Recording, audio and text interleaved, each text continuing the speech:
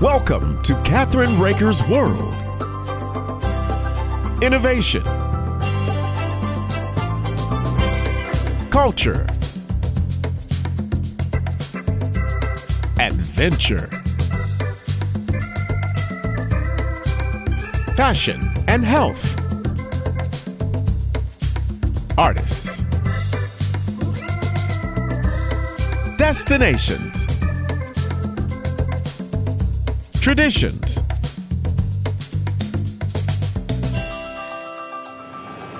This is Kathryn Raaker's World. Hi, this is Kathryn Raaker of Kathryn Raaker's World, our syndicated TV show, and Let's Just Talk, our syndicated radio show. I have the honor of having author and Writers of the Future coordinating judge Jody Lynn Nye, and we're going to talk about the last contest and what happened this time and what's up for the future. So, Jody, welcome back to our show. You've been on my show a few times and didn't get to come this year, but I'll be there next year. How about that? Good. Good. So tell me exactly a little bit about you and your background, if you don't mind, for people that have just started joining us. We're on more stations now than ever. So go ahead. Well, I'm a published author of more than 50 books and over 200 short stories. I've written science fiction, fantasy, mystery, a tiny bit of romance, and nonfiction. Most of the fiction is with the humorous bent, so I enjoy doing that. And I've been doing writers' workshops at various conventions, and I taught at Columbia College Chicago 1 year.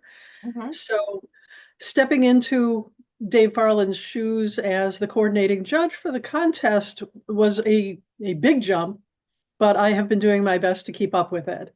And I have worked with some wonderful people, and I've seen some fantastic young talent come through, and I'm very proud to promote them. Well, it's pretty exciting. Once you go to this event and actually be there, it's awesome. So Right. I just got John just sent me the book so that I've been interviewing all the different people, and also your other coordinating judge. And that would be, Yes, yes, I did have him. fabulous. And absolutely awesome people that are part of this organization, and what L. Ron Hubbard did to leave such a tribute to young new authors and illustrators. That's pretty exciting, isn't it? Yes, Mr. Hubbard created a venue for young people to step forward and be recognized, and such beautiful books as these. They aren't just magazines. They aren't just trade paper, mass market sized paperbacks. They are great big trade paperback books with shiny paper and the beautiful illustrations, which sometimes long-term professionals have never had one of their stories illustrated, but that's part of winning this contest. Right. And it's 4 times a year, isn't it? Yes, that is, everyone can enter up to 4 times a year with one story per time. And I encourage young writers to send in a different story each time. If you don't win with one, try a different one. If you get an upper award, we have honorable mention, silver honorable mention, semifinalist, even finalist. If you don't win with that story, maybe rewrite it, maybe look it over and see what might be lacking in it, or send me something else. You have lots of ideas. One story does not a career make. Well, what's amazing is the judges that judge everything, right? Actually don't know who the people are. It's all blind, right? Yes.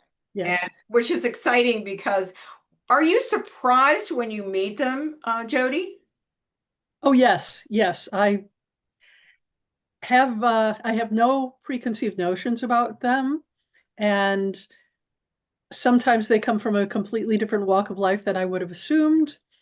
But we have some spectacular people with marvelous experiences of their own that write stories and do a lot of deep research. They have a passion for this. And that's really, really important to having a story that I will notice, is I can feel it when they really feel deeply about a story. Hmm.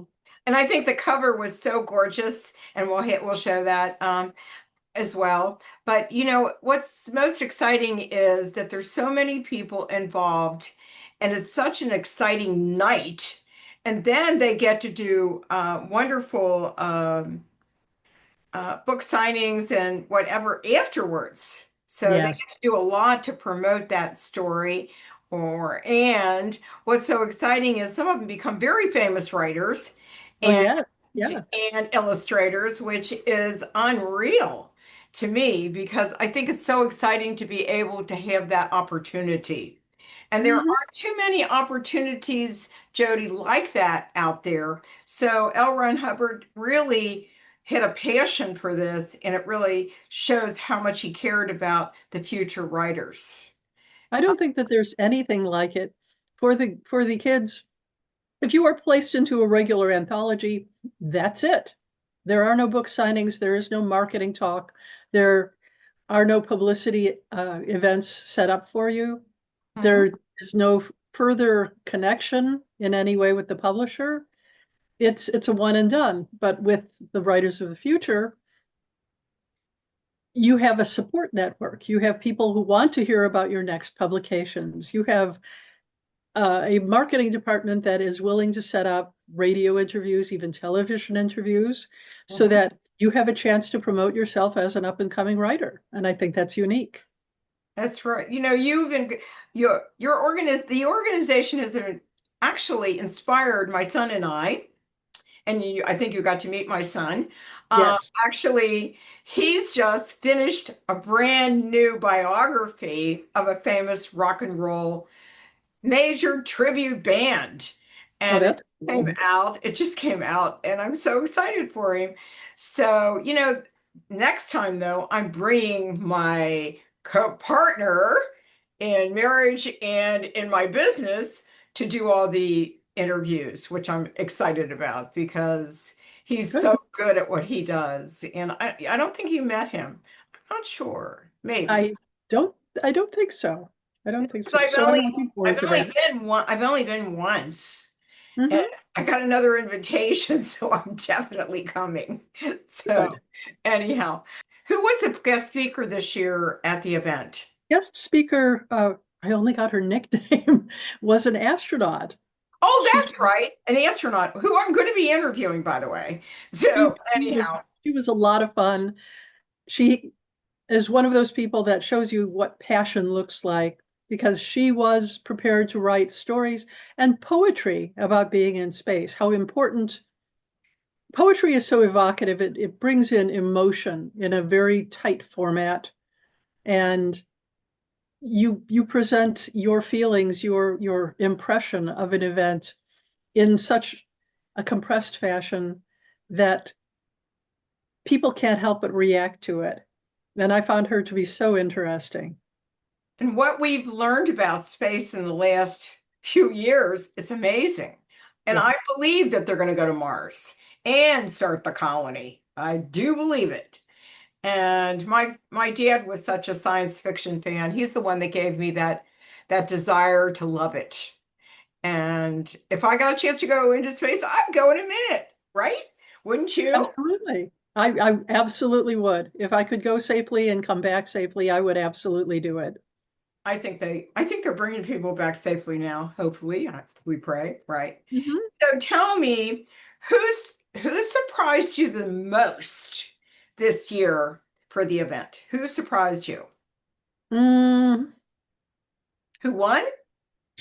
well, our grand prize winner, the story just blew me away so much when I came across it. There was there was nothing like it. So I think that you will have a really interesting. Randon Bartholomew's story, ASCII, was such a knockout that I think everybody who read it responded to it. Most of the grand prize winners over the years have been like that. People saying there couldn't be any other choice. Uh, Right. I think my first year as coordinating judge, it might have been a little more even, but in this case, it was a walk away. And I was so surprised and delighted by it. And to meet the author as well, I thought he was a terrific guy. I love the illustration of it too. The illustrator was awesome. And very, very talented. You know, it must be really hard to pick these because some of them are so overly talented sometimes that it's like hard to do. Am I correct? Absolutely. When I come across one that I know that is going to go through to the finals, I I, I get so excited. I want to tell people, but I can't. I really can't. Of course, I don't know anything about the writer. I can make an educated guess Mhm. as to country of origin and circumstances, but I have been wrong a couple of times, and I'm delighted to be wrong. That means that they have inhabited their character so well that they left their own personality behind. And that's the mark of a really good writer. In all your years, do you remember the youngest writer? Oh yeah, yes. For me, we had one who was 15 years old when she won as Wow. a writer. Wow. Now, there have been artists that have been that young, but she is the first writer that was a winner at that age. By the time I met her, she was 16.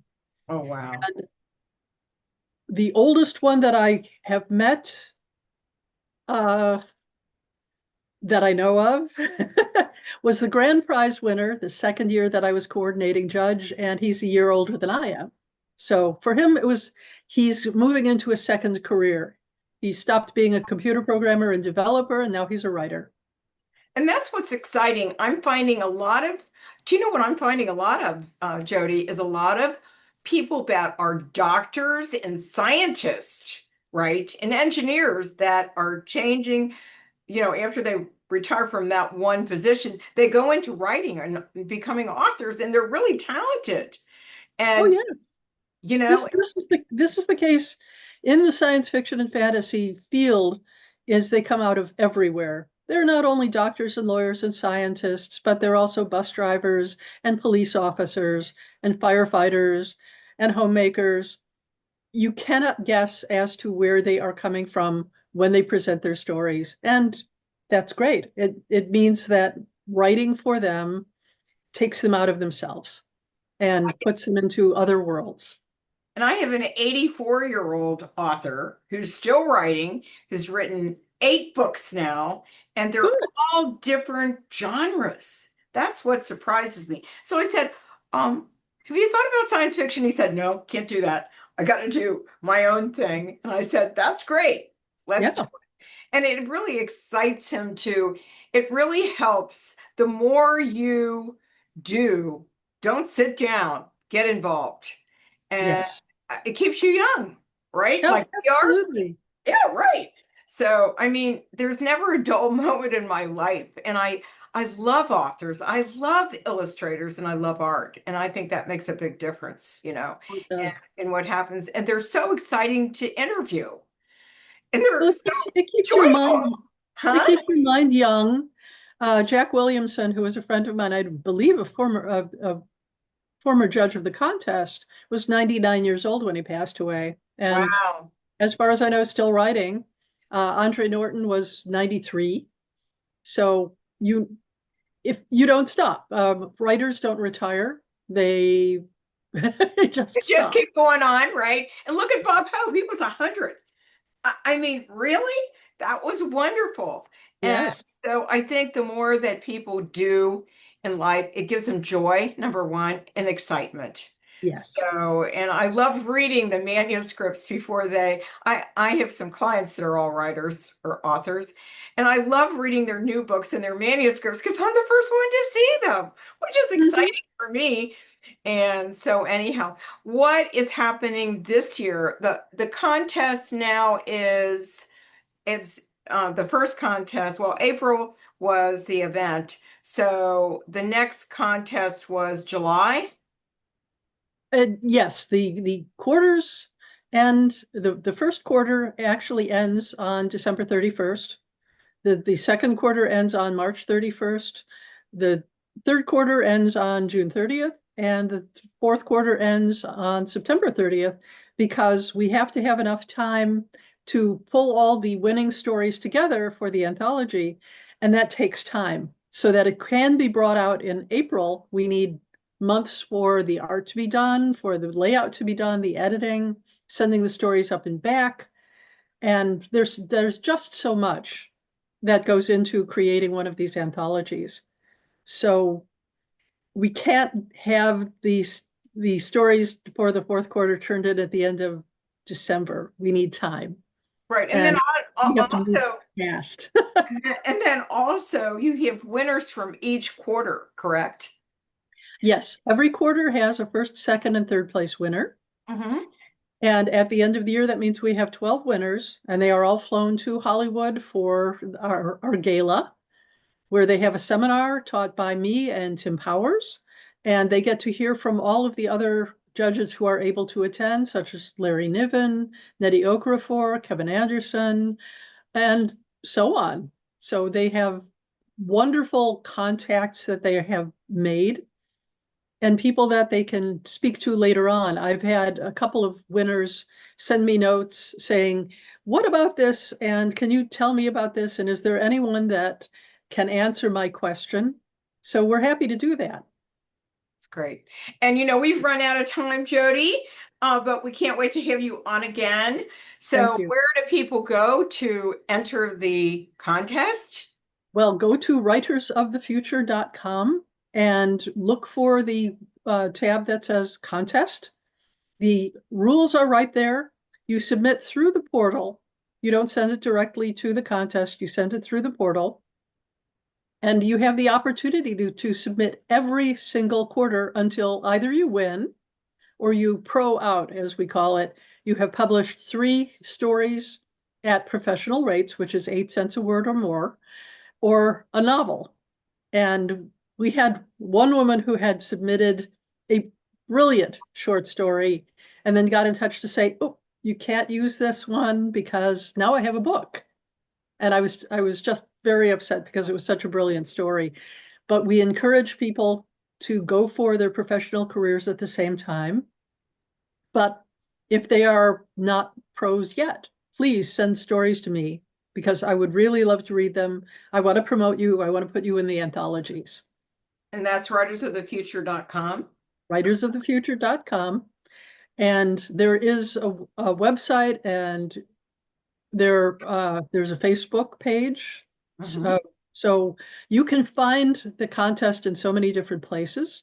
Mm-hmm. So I really want everybody who is listening here, who is an aspiring writer, if you have a finished story, send it in.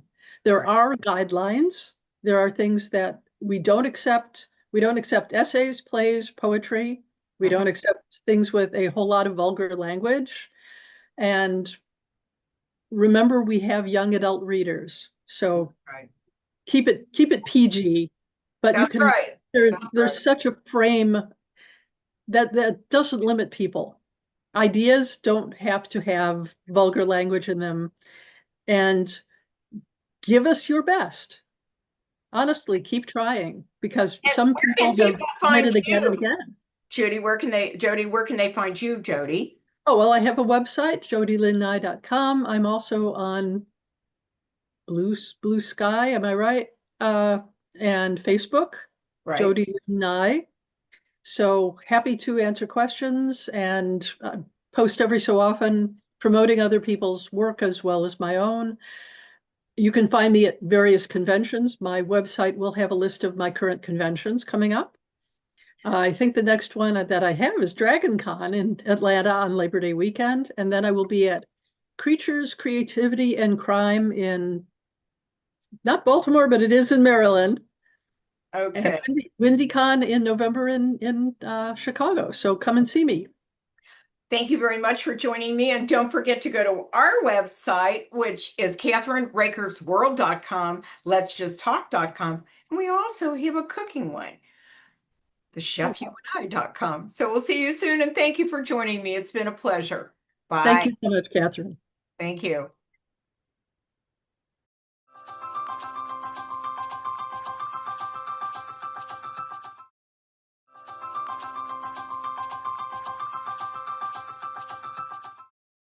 Hi, this is Kathryn Raaker of the not only Kathryn Raaker's World, but Let's Just Talk, our syndicated radio and television show. And I have the honor of having a wonderful dermatologist, board certified dermatologist, Glynis Ablon.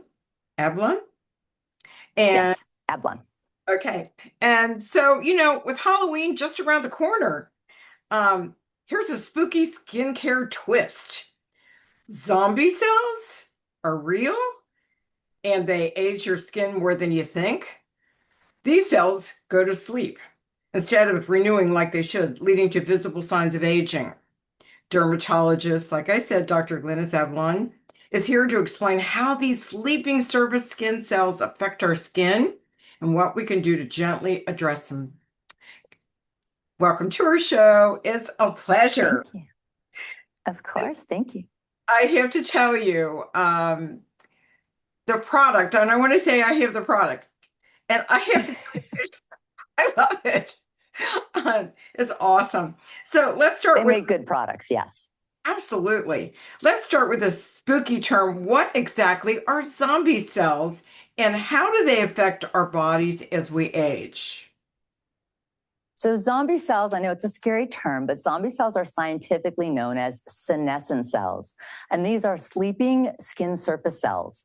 And they really do actually build up in our body, and they contribute to the aging process, to the changes that we see over time, the crepiness in our skin, the dullness, laxity, all of those things.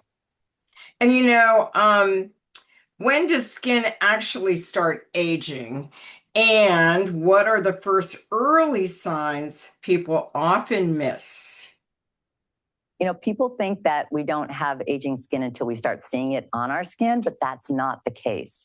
The actual changing that happens is actually we lose collagen in our 20s. So you want to remember that protecting your skin early on is very, very important. What we'll oftentimes see before any real visible aging is just dry skin, dull skin, poor cell turnover. Those are the first things that you might see. And what are some of the latest products that can help fight these early signs and wake up these sleeping surface skin cells? Yeah, so this is what's exciting. So, I say that like myself. So I'm going to be 60, and my patients and myself, we want to embrace aging. I like the idea of aging. I just want to do it proactively. I want to be aggressive in whatever I can do. So I think it's really important to understand that CWL has come up with a new category. I'm part of the steering committee and the medical advisory board, helping with protocols and research, but this new category of skincare is called the Skin Activator Hydrating and Firming line. And it's a brand new line, brand new product. And it really does actually wake up those sleeping skin surface cells. So it takes mandelic acid, which is an alpha hydroxy acid, and it takes the Centella asiatica, and it mixes them in micro doses and helps actually symbiotically improve your skin, smooth the skin, help with cell turnover, create new barrier. So the skin actually looks firmer in just 4 weeks and less crepey. 4 weeks and less crepey and actually tighter or improved texture in just 1 week. Let me ask you a question. When you apply it, how often do you apply it?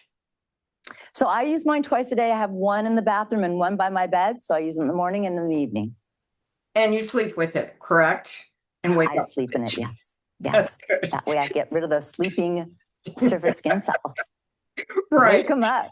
Yeah, well, anything to make you feel wonderful and exciting and not have to go in, and crepey skin is sad. Awful, actually. Even the word is sad. So yes, no, I think I always say to my patients in general, you are what you eat. You want to treat your body right. And how do you treat your skin right? One of the best ways is to repair the damage, but also prevent the damage. And what's the latest scary key takeaway about zombie cells in skincare that you can leave with my audience? Because, everybody asks, what can I do? They go out and find thousands of products and it just doesn't work. So, you know, so I think Yeah, Cetaphil's been around for 75 years, so they are a great company. And then when they develop a product, they really develop it. So there's research that shows everything that I said, it's out there. We're doing a study in our office. We're actually studying the thighs and the back of the hands. And our patients came back for the 1 month mark and everyone looks better. Their skin is firmer. Their skin is smoother. I mean, it really is incredible. And what I say to everybody is, it's never too early, really, to protect your skin, to prevent those zombie cells, but you can actually treat them if they do pop up or when they do pop up. And sitting in the sun is not good. And a lot of people think it's great. We all want to have that sunshine. But I think that it doesn't help. It ages us, doesn't it? Yeah, I mean, when you're having ultraviolet damage, does break down your collagen and elastin, and it does cause wrinkling of the skin, crepey skin, all that. So yeah, it's not great. And what I tell people is that even with sunscreen, nothing's 100%. So even when you're wearing your sunscreen, you're still getting some ultraviolet damage. So the idea is that the less is better, and to have the skin looking and feeling its best. And I think in general, I tell my patients that healthy skin is just, it empowers people to really feel their best, feel like their best selves. And so it's very important to protect your skin. And, Cetaphil has everything. I mean, like you said, you're already using their products. And I want to thank you so very much. And can you give that website, doctor? Of course, it's just Cetaphil.com. Oh, wow. Thank you so much for educating all of us, because we all look good, right? Yes. Right. And don't forget to go to our website at KathrynRaakersWorld.com and Let'sJustTalk.com. And you'll be seeing this on all of our stations. Thank you so much for joining me today. Thank you for having me.